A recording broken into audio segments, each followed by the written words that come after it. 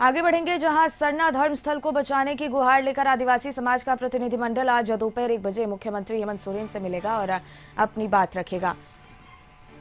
आदिवासी समाज को आपत्ति सिरम टोली फ्लाईओवर को लेकर है और उनका मानना है कि इस फ्लाईओवर के बनने से सरना स्थल को नुकसान पहुंचेगा, उसकी खूबसूरती और सरना स्थल का अस्तित्व खतरे में आ जाएगा। और पिछले कई दिनों से आदिवासी समाज इसे लेकर आंदोलन भी कर रहा है और विरोध जता रहा है। इस विरोध के बाद मुख्यमंत्री ने अपने मंत्री चमरा लिंडा और विधायक राजेश कच्छप को नाराज लोगों से बातचीत करने के लिए भेजा था। रविवार को दोनों नेताओं ने आदिवासी समाज के लोगों से मुलाकात की और बातचीत के बाद आश्वासन दिया कि सिरम टोली फ्लाईओवर सरना स्थल पर डाउन न होकर काफी आगे डाउन होगा और इसी की मांग आदिवासी समाज कर रहा था। मंत्री के आश्वासन पर खुशी जताते हुए सरना समाज के निरंजना टोप्पो ने कहा कि मामले को लेकर आदिवासी समाज के 30 लोगों का प्रतिनिधिमंडल मुख्यमंत्री से मुलाकात करेगा।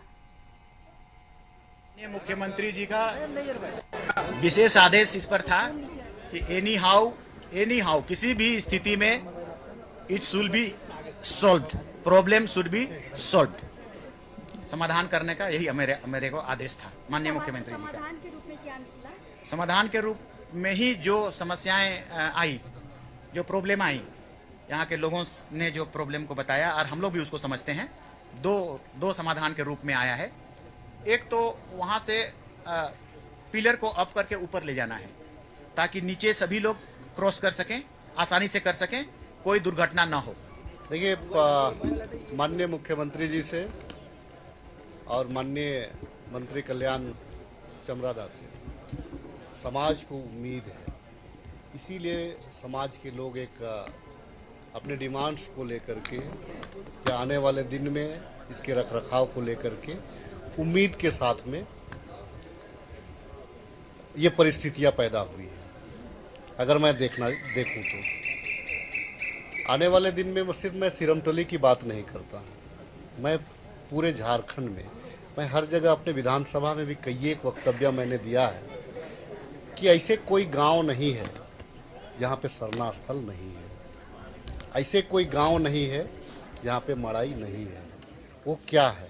हमारा सामाजिक धार्मिक अस्तित्व, हमारा पहचान है वो, और उसको बचाना, उसको बचाएंगे तभी झारखंडियत भी बचेगा। और ये डेवलपमेंट के काम होने हैं, स्कूल कॉलेज भी बनने हैं। सिरम टोली जो ऐतिहासिक सरना स्थल है आदिवासियों का, और वहाँ पर जो कि यहाँ का सौंदर्यीकरण होना चाहिए था, उस दृष्टिकोण से तो अभी तक सौंदर्यीकरण हुआ नहीं, लेकिन उसको गलत करने के लिए एक जो फ्लाईओवर लगाया था जिसमें हमारे करोड़ों की भीड़ जो आती है सरहुल महापर्व के समय, तो उसको बाधित करने का काम ये पुल कर रहा था। तो इस पुल को लेकर हम लोग लगातार संघर्ष किए, आंदोलन किए, और इसको यहाँ से हटाने के लिए सारे विभाग को लेटर दिया गया। संदीप, इसी पे और ज्यादा जानकारी लिए हमारे सहयोगी जुड़े हुए हैं। संदीप, सरना धर्म स्थल को बचाना बेहद खास मुद्दा बना हुआ है। आदिवासी समाज का प्रतिनिधिमंडल आज दोपहर 1 बजे मुख्यमंत्री हेमंत सोरेन से मुलाकात भी करने वाला है, अपनी बात भी रखने वाला है। क्या संभावना जताई जा रही है?